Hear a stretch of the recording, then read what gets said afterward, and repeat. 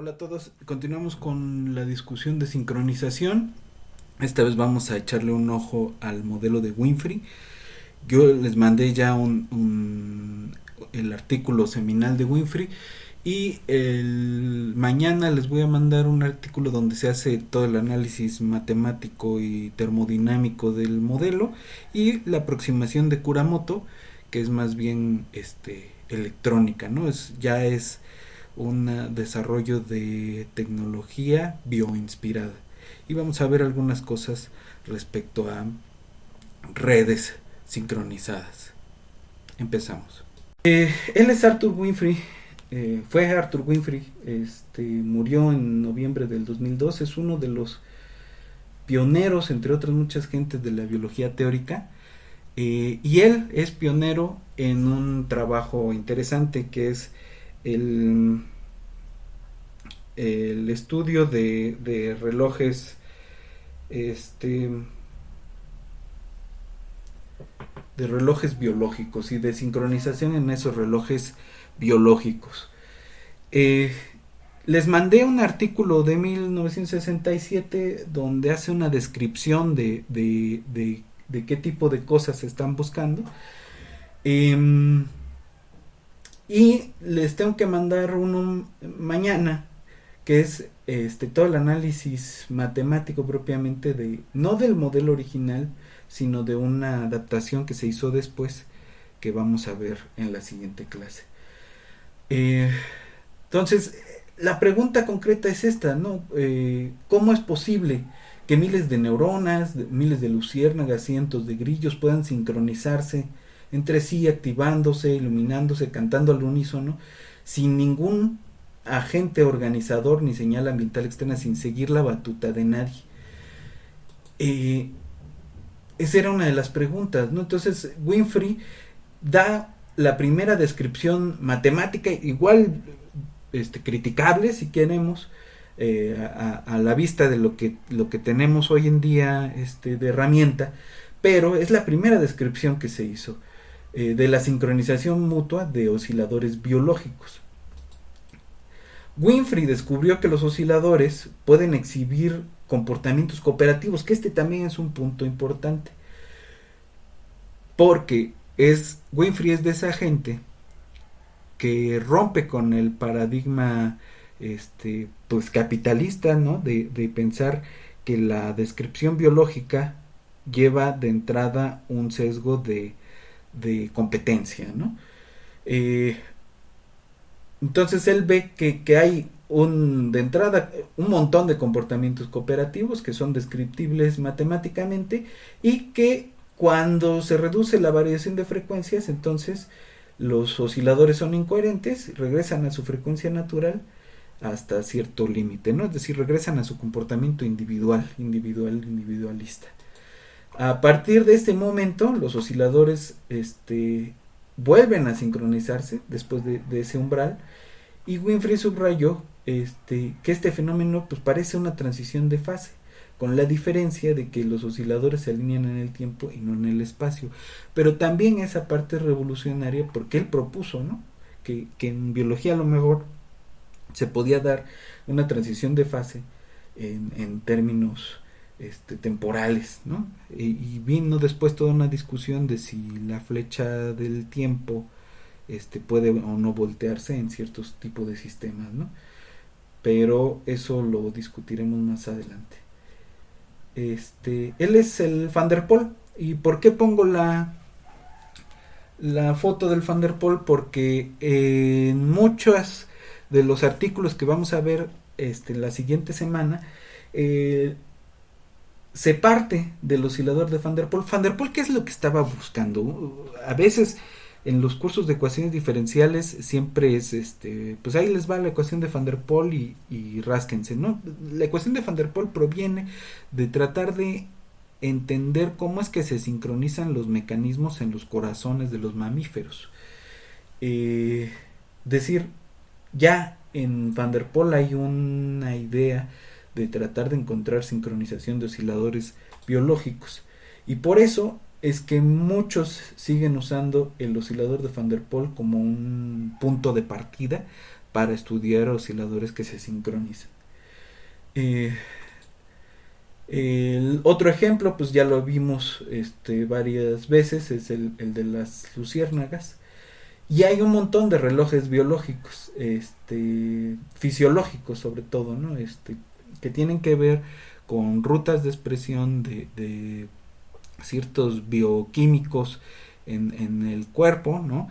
Que activan o inactivan montones de funciones que están interconectadas, y eso nos va a llevar a discutir qué pasa con estos osciladores acoplados como si fueran una red, ¿no? Se llaman las redes de activación. Ok, entonces vamos al modelo. El modelo Winfrey, el modelo de Winfrey consiste en un conjunto de n osciladores acoplados globalmente con frecuencias heterogéneas, vamos a llamarles omega y que están gobernados por un montón, por las n ecuaciones que se ven de esta forma, donde la q es una función periódica que mide la fase, ¿no? Y la p es la frecuencia, la p es el modo, ¿no? Es la forma de las ondas. Cada oscilador recibe una señal de entrada de tipo campo medio, que es esta, y su respuesta va a depender de la fase Q. La P y la Q van a ser dos pi periódicas, es decir que o están entre el 0 o 2 pi o en el menos pi pi, ¿no? La forma del pulso, ¿cómo es? Pues tiene las siguientes propiedades. La forma del pulso, la P, es unimodal y simétrica alrededor de θ igual a 0. Se anula en θ igual a pi y tiene área normalizada igual a 2pi, ¿no? Esta integral se resuelve como 2pi. Aquí debería ser menos pi a pi.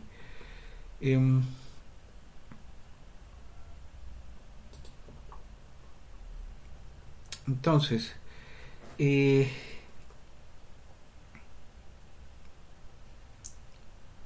hay un parámetro epsilon que no nos va a importar mucho de momento, pero que es el que controla qué tan fuertemente se acoplan los osciladores, ¿no? Ahora, se pueden considerar distintos tipos de pulsos, como estos, ¿no?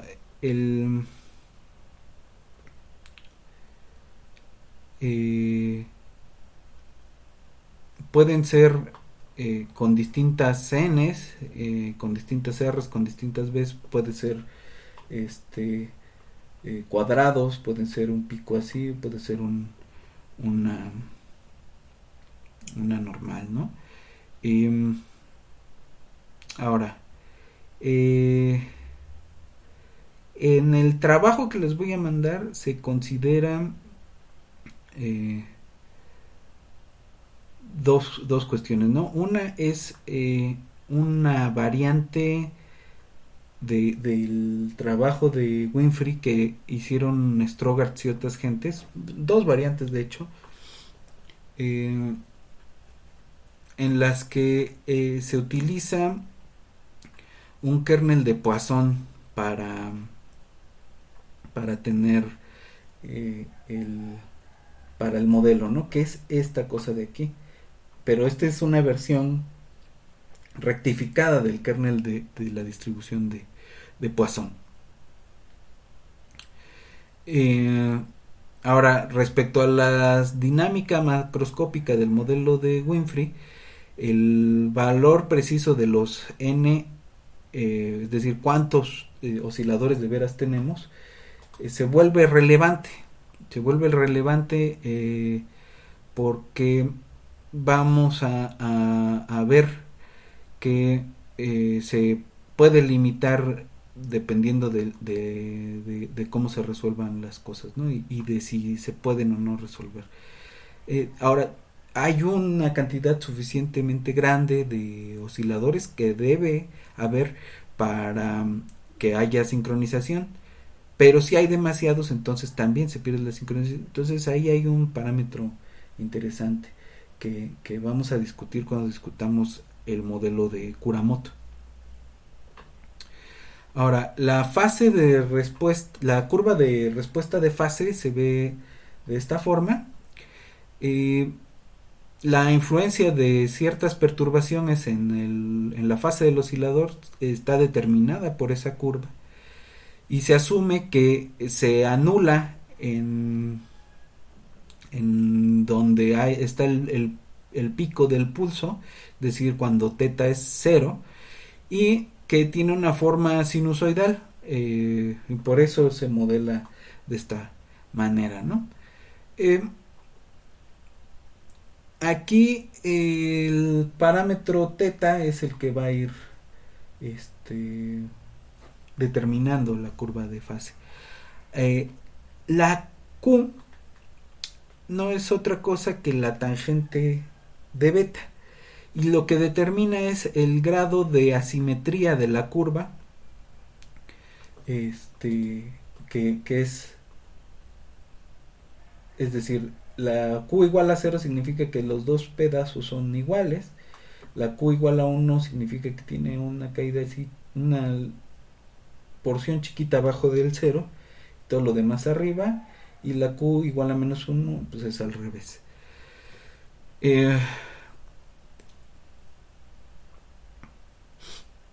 Ahora, la heterogeneidad de la población entra a través de las frecuencias naturales, y para simplificar el análisis del modelo de Winfrey es conveniente adoptar una distribución, y esta distribución es una distribución de Lorentz centrada en omega 0 y con altura media delta mayúscula, que es esta de aquí.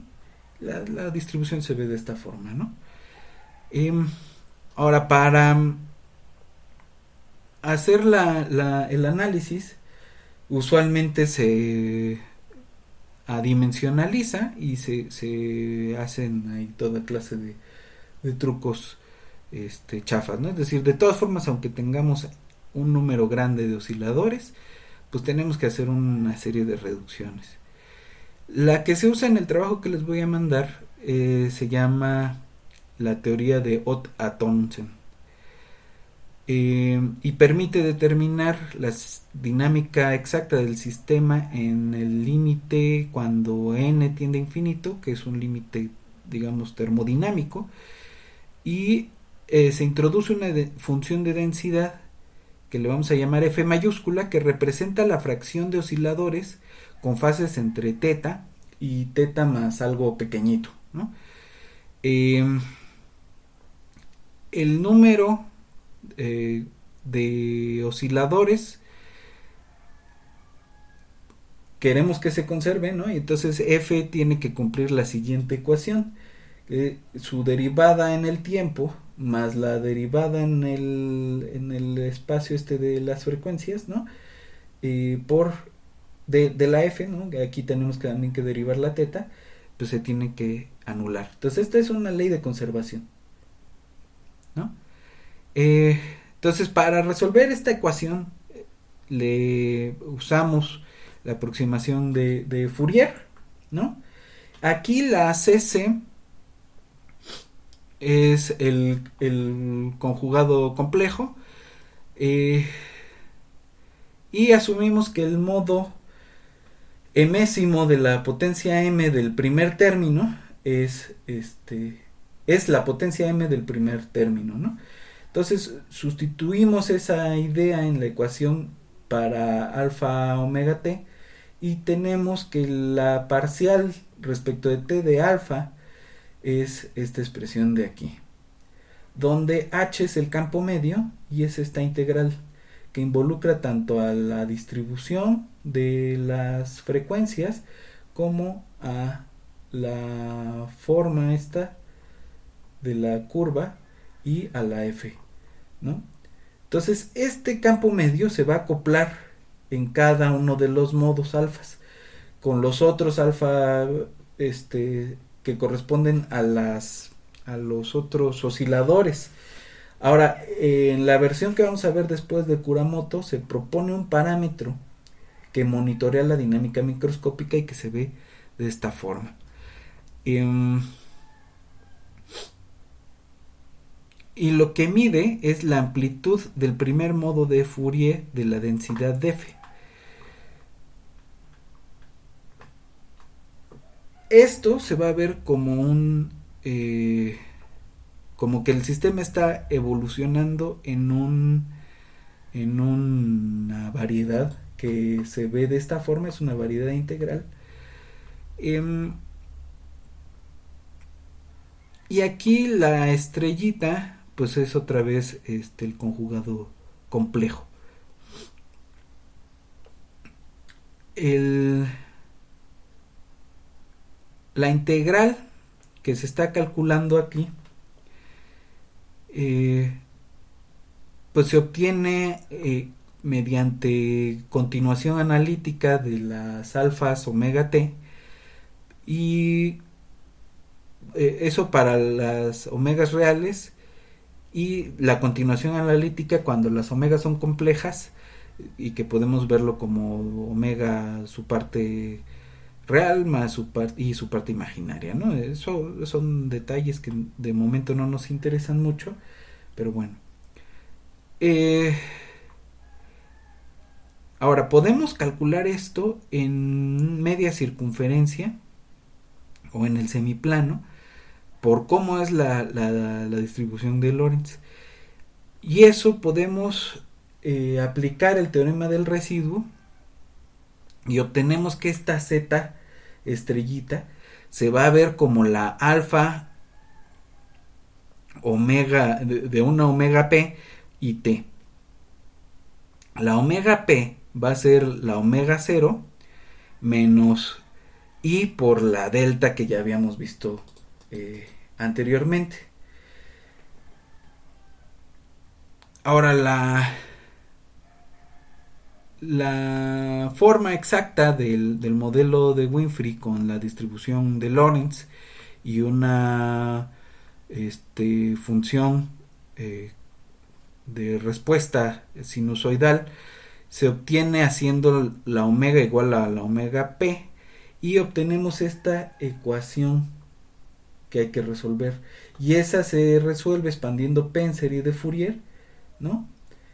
Y tomando esta cosa de aquí, ¿no? Esta simetría de aquí, y tenemos entonces la función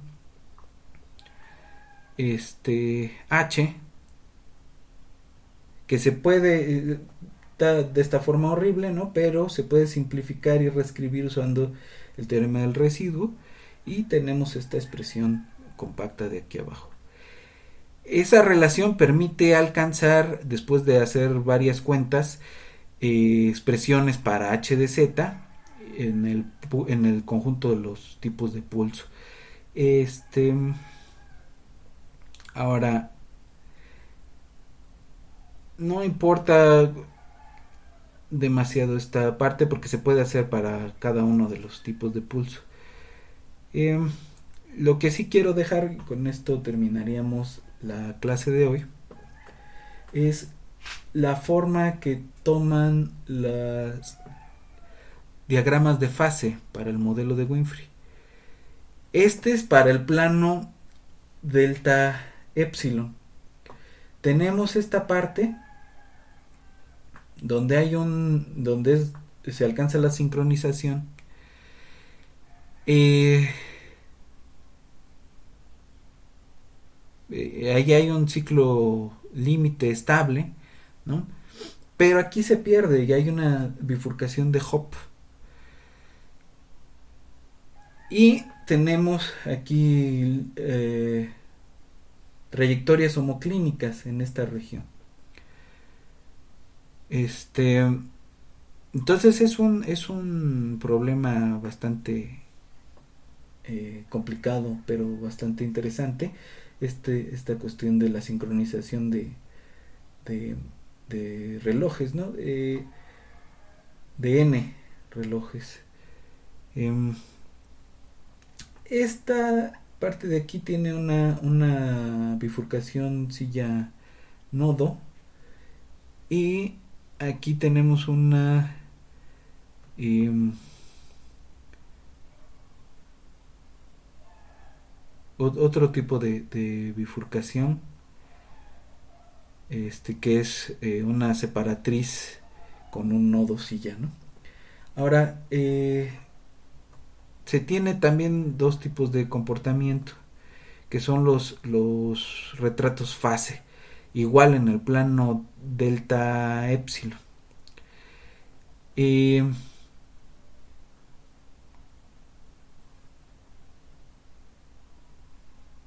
entonces aquí tenemos estas espirales, un punto silla y un nodo, ¿no? Entonces va cambiando de espiral a silla nodo, ¿no? En esta región de acá. En esta región de acá va a cambiar, es la bifurcación que se da de nodo a silla a nodo de nuevo. Aquí tenemos puros puntos sillas, y aquí las espirales en ciclos límite, ¿no? Tenemos un ciclo límite, se rompe con una bifurcación de Hopf supercrítica y obtenemos un nodo estable. Si ven, se parece mucho al que vimos la vez pasada, ¿no? El modelo de Kuramoto tiene n osciladores acoplados con fase θ i de t y frecuencias omega i que están distribuidos en una densidad g de omega, ¿no? Entonces, esta es la ecuación diferencial, el sistema de ecuaciones diferenciales que gobierna este sistema, que es θ i punto es la frecuencia más la suma esta de aquí. Esta acá es una matriz. Es una matriz que vamos a ver cómo se ve. Cada oscilador va a tratar de moverse a su propia frecuencia, mientras que con el acoplamiento tiende a la sincronización. Si elegimos un marco adecuado rotacional en el que los ángulos tetas is vayan a dar a θ i menos una omega t, donde omega es el primer momento de la distribución, transformamos el sistema Kuramoto en uno equivalente en el que las frecuencias naturales de los osciladores tienen promedio, media, 0. El término K que vimos en la ecuación de Kuramoto, en el sistema Kuramoto, es una matriz de acoplamiento de los osciladores. Miren qué tan fuertemente acoplados están. Dependiendo de la geometría de los posibles arreglos de los osciladores, va a ser la forma de la matriz. Ahora, en el caso que vamos a ver a continuación, vamos a suponer que los términos son constantes de esta forma, donde K es la llamada constante de acoplamiento de Kuramoto que vimos utilizamos la clase pasada, y N es la cantidad de osciladores en el sistema, en el arreglo.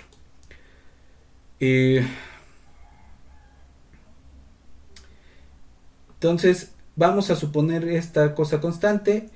Eso se llama el acoplamiento de campo medio, y vamos a considerar el siguiente parámetro de orden, que es 1 sobre n, la suma de estas cosas de aquí, que son los momentos, ¿no? Donde r de t mide la coherencia de la población de osciladores, y phi es la fase promedio. Obtenemos esta ecuación, ¿no? En este caso, como la K es constante, tenemos omega i más K por R, ¿no? Seno de phi menos θ i. Cada oscilador está acoplado en esa fase común phi con fortaleza de acoplamiento Kr, y podemos reescribir el parámetro de orden como esta integral de aquí. En el límite, cuando tenemos un número, suponemos que hay un número infinito de osciladores, estos se distribuyen con una densidad ρ, que tiene parámetros θ, omega y t. El parámetro de orden es un promedio sobre las fases y las frecuencias, y entonces se ve como esta integral doble. Este es un límite, ¿no? Pero tenemos esta integral doble. Cuando K tiende a 0, en esta ecuación de aquí, tenemos que las tetas is van a ser aproximadamente omega i t más teta i 0. Es decir, los osciladores rotan con su propia frecuencia natural. Ahora, si aproximamos teta a omega t, vamos a tener que la R tiende a 0 conforme el tiempo pasa, y los osciladores se sincronizan en el límite a una fase promedio igual a phi, ¿no? La sincronización en este caso se logra con un parámetro de orden que es distinto de 0. Si tenemos un número finito, en cambio, de osciladores con frecuencia promedio omega i tilde igual a este límite que es 1 sobre t por esta cosa de aquí, vamos a tener estos ves is que describen al sistema, y tendríamos que resolver esta ecuación para obtener esta condición de normalización, ¿no? Entonces esta parcial es una especie de ecuación de Van der Pol, si lo ven bien, para esos dos términos. Y tenemos esta condición de normalización para la distribución ρ. Este sistema tiene una solución estacionaria cuando ρ es 1 sobre 2pi y r es 0. Eso corresponde a una distribución angular de los osciladores que es equiprobable en el intervalo menos pi a pi, y en este caso los osciladores van a moverse de forma incoherente, es decir, no se van a poder acoplar. Y tenemos sincronización finita cuando la ρ se ve de esta forma, es decir, que es una delta de Dirac de esto por h coseno de teta, y esta expresión en alguna otra parte, ¿no? Esta h es la de Heaviside que ya habíamos visto cuando estuvimos viendo las redes neuronales, y la ρ va a tener esta forma de aquí, ¿no? Con la h de Heaviside, cuando las omegas están atrapadas entre menos kr y kr. Por la normalización tenemos este parámetro de aquí y obtenemos un nuevo parámetro de orden r, que se ve más feo, pero que numéricamente es más sencillo de calcular. Ahora, tenemos esta condición de simetría, ¿no? Entonces, con esta condición de simetría, tenemos que la ρ en teta más pi con menos omega es igual a la ρ de teta y omega, y tenemos que el parámetro de orden se va a ver con esta expresión, que es bastante más sencilla, y la podemos dejar escrita de esta forma. Con este parámetro de orden tenemos la solución trivial de r igual a 0, que describe las soluciones incoherentes para nuestro sistema de osciladores acoplados, y tenemos sincronización parcial cuando esta integral integra a 1. Esta rama en donde ocurre esta cosa se bifurca continuamente desde que encontramos el parámetro de orden para el caso donde nunca se sincronizan, en k igual a una k umbral, y haciendo r igual a 0 tenemos que el umbral se mueve a 2 sobre pi g0, la parte entera, ¿no? Considerando la distribución de Lorentz, como en el caso de la vez pasada, tenemos que esta cosa se va a bifurcar para las k mayores que el umbral, donde el umbral es igual a 2 gamma, donde la gamma está dada por la distribución de Lorentz. Para una distribución general, si expandemos en serie de potencias la R, podemos aproximar R como la raíz de 8 por K menos KC, la K umbral, sobre menos KC al cubo por la segunda derivada de la G en el 0. Y eso se va a alcanzar conforme K tiende a la K umbral. La fase de los osciladores parcialmente sincronizados se va a bifurcar supercríticamente para acá arriba del umbral y subcríticamente para acá debajo del umbral siempre que la segunda derivada de la distribución de Lorentz se comporte como debe de comportarse. Estas son los diagramas de bifurcación, estos dos, ¿no? Para el caso crítico, para el caso subcrítico y supercrítico. Y esta parte es el diagrama de fases del sistema, ¿no? Tenemos una rama inestable y una rama estable que separan a este espacio en dos pedazos, ¿no? Y va a depender de los dos parámetros, de la K y de la omega. Entonces, en lo que sigue quiero ver una simulación que el video es público ahí en la red, de donde hay sincronización en osciladores tipo Kuramoto. Ahí está. Entonces, esta parte de aquí es la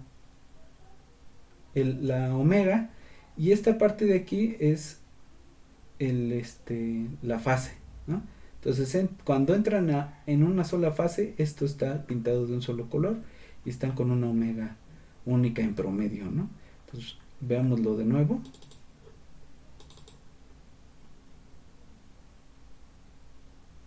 Entonces la cantidad de puntos esta es la cantidad de osciladores que tiene el sistema, ¿no?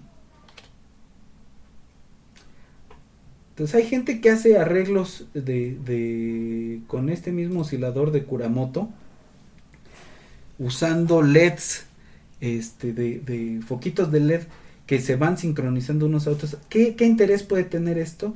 Pues tiene implicaciones sobre sistemas de control electrónicos, que son bastante interesantes y que podemos considerarlo una de estas cosas ya no de matemáticas aplicadas a tratar de entender la biología, sino de esas matemáticas que tratan de explicar la biología, como soluciones bioinspiradas a problemas tecnológicos concretos, ¿no? Entonces les voy a dejar junto con esta presentación, junto con esta clase, un video del propio Kuramoto tratando de explicar, donde explica y habla sobre el modelo que estamos viendo.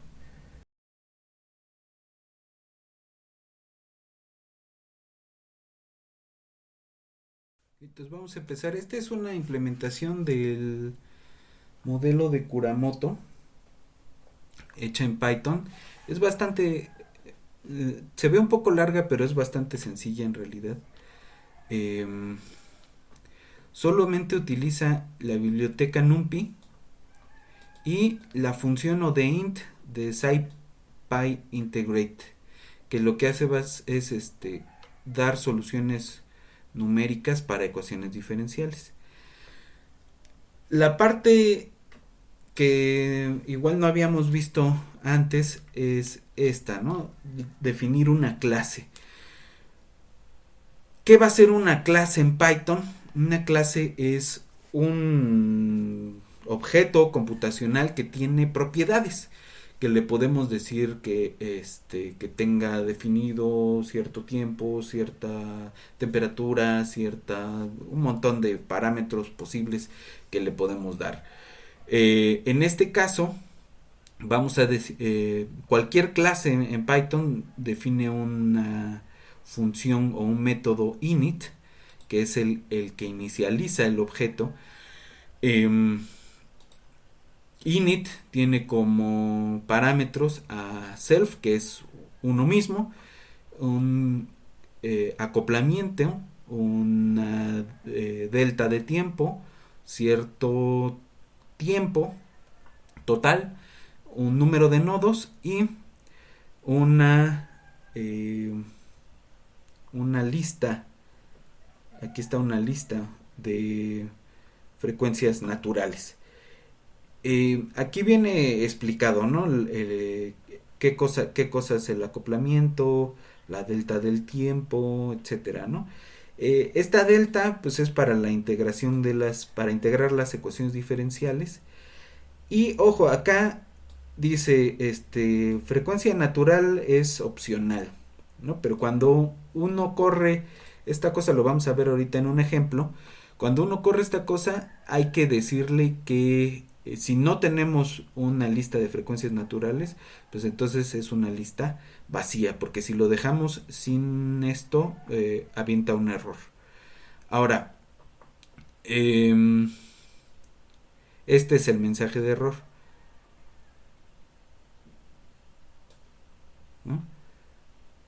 Si no, si tenemos un número de nodos distinto del non y unas frecuencias naturales distintas del non, manda este mensaje, ¿no?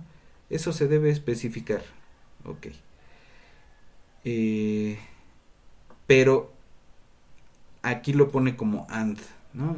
Y debería ser más bien un OR. Eso se puede modificar, podemos jugar después con eso. Ahora, DT va a ser propiedad del objeto que estamos definiendo, que es el Kuramoto. Entonces el objeto Kuramoto va a tener una delta de tiempo, un tiempo total y un parámetro de acoplamiento general, que vienen dados por cómo llamamos a ese objeto. Cómo lo instanciamos se le llama. Cuando creamos la instancia, nosotros definimos esos parámetros. Ahora sí, las frecuencias naturales están dadas, entonces son las que les dimos. Y la longitud de las frecuencias naturales debe ser igual que la cantidad de nodos. Lo mismo acá, si tenemos, si no, los nodos son los nodos y las frecuencias naturales pues son aleatorias.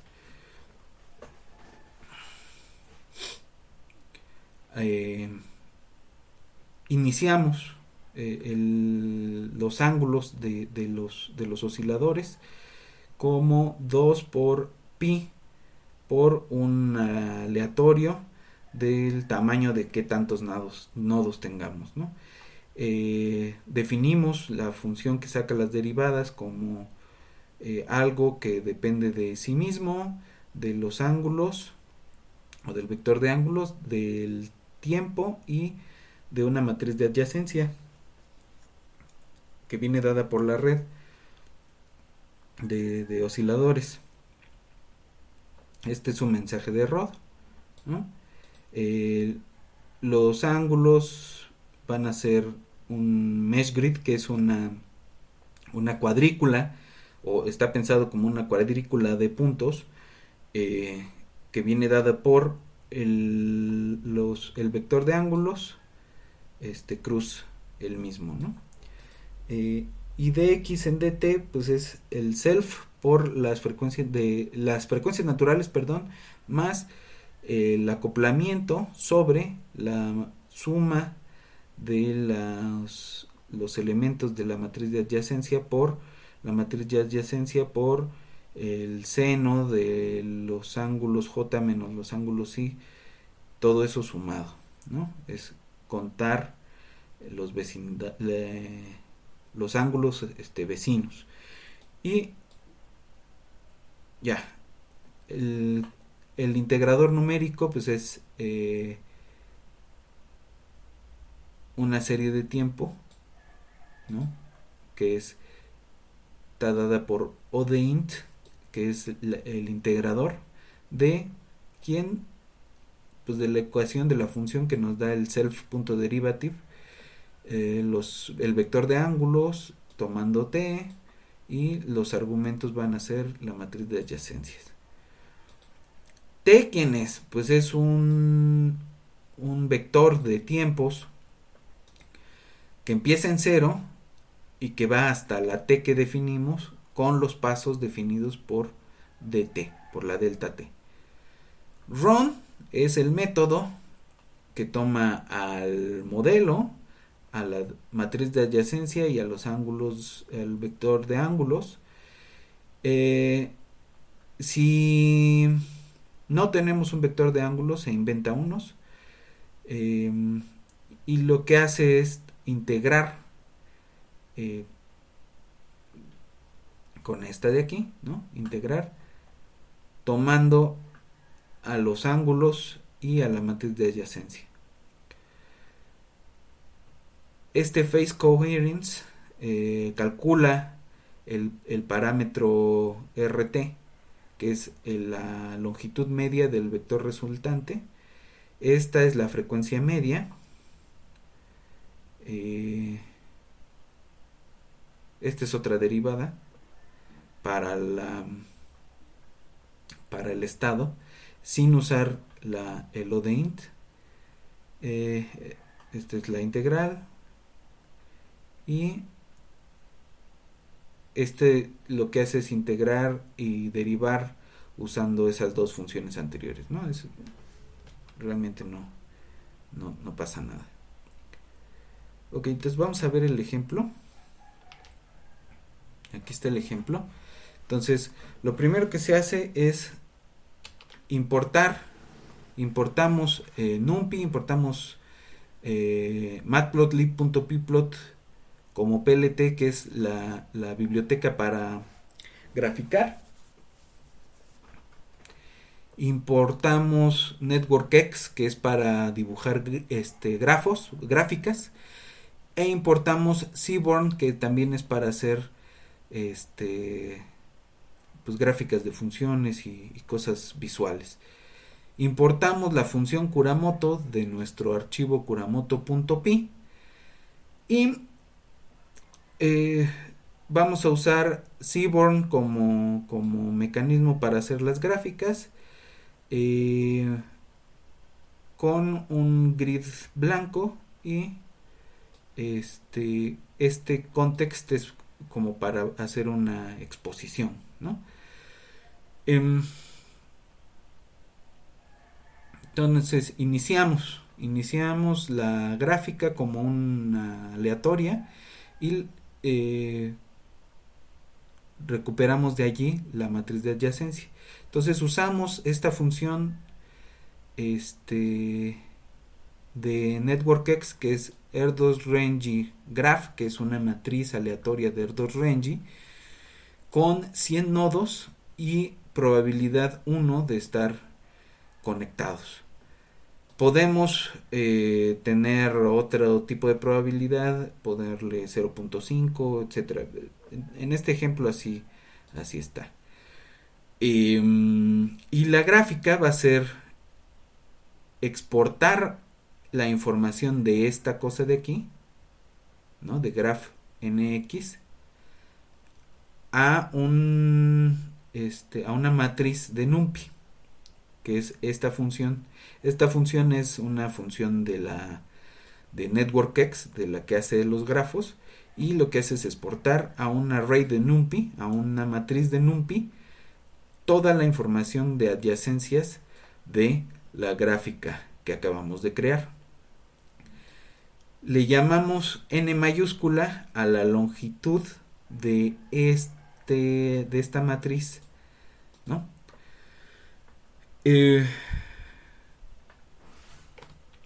Entonces vamos a ver, ¿no? Ahí está eso. Ya lo llamamos y ahora vamos a iniciar el Kuramoto. Entonces vamos a llamarle modelo al modelo Kuramoto, que es la clase aquella, a una instancia del modelo Kuramoto con acoplamiento 3, paso de tiempo 0.01, tiempo total 10, con n nodos y frecuencias naturales vacías. Ahora fíjense, si yo no le pongo frecuencias naturales, se queja, ¿no? Le dice, esto deben especificarse por cómo está escrito la función original. Les digo eso porque en el ejemplo que yo me encontré en internet, pues viene sin las frecuencias naturales, ¿no? Entonces, las frecuencias naturales las vamos a tomar vacías.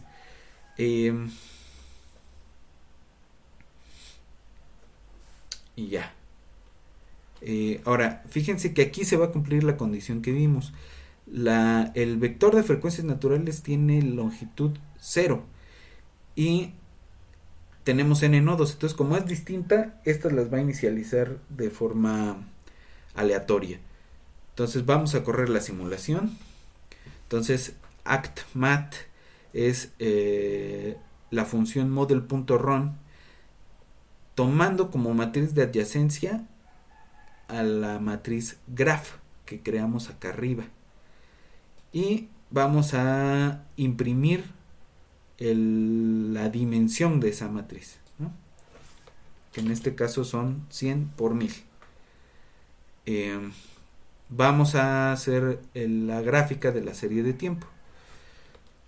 Entonces hacemos una figura de tamaño 12:4. Hacemos la gráfica del seno de el del tiempo total, ¿no? Ese va a ser el título. Esa va a ser la función que estamos imprimiendo, ¿no? Ese, ¿qué es lo que nos da?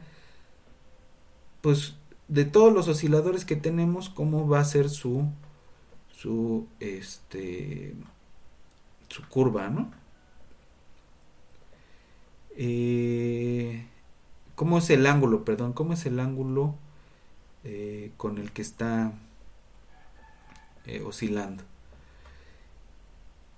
Entonces aquí en esta primera parte del régimen es donde están todos desfasados, está cada quien en su propia fase, y luego algo raro pasa a partir de este punto en el tiempo, ¿no? Entre 200 y 400 segundos, en la que todos se acoplan y todos van en la misma fase, o casi todos, ¿no? Hay 2, 3, 4, 5 que se medio escapan, pero pasando 400 ya todos están sincronizados. Entonces es este. Ahora el parámetro R, que es la fase, ¿no? Entonces lo que se va a hacer es hacer el plot de model.phaseCoherence, y lo que vamos a ver es el parámetro de orden del Kuramoto, ¿no? El R que veíamos.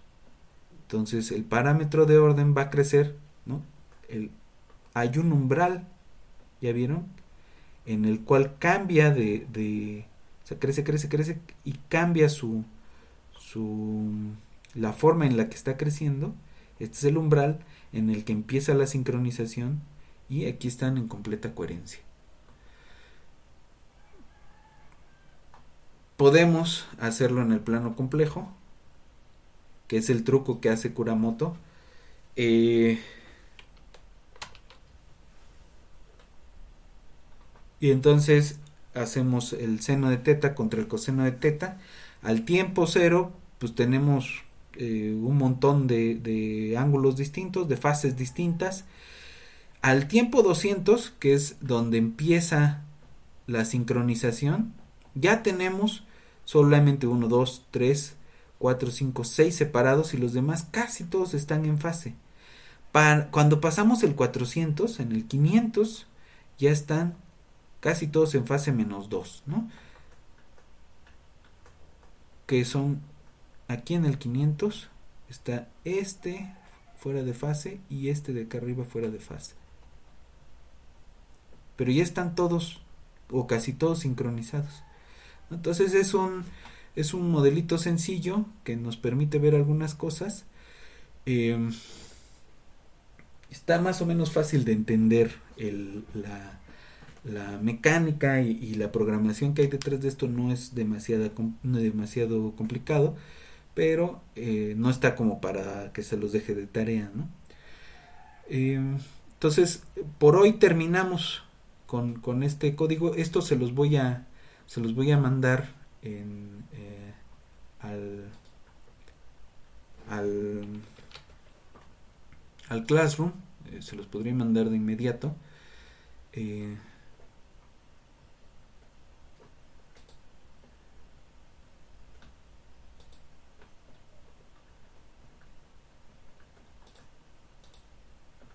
Ok. Entonces se los voy a tener que mandar a Patín. No hay ningún problema. Esto se los mando. Tanto el ejemplo, fíjense que el ejemplo usa, igual y se los puedo mandar, el puro código, el librito de Jupyter, o un HTML, o un PDF, para que vayan viendo pues las funciones, ¿no? Les puedo subir todos esos archivos y pues con eso terminamos la clase de hoy. Nos vemos la que sigue. I don't know where I belong, but I know just what I like.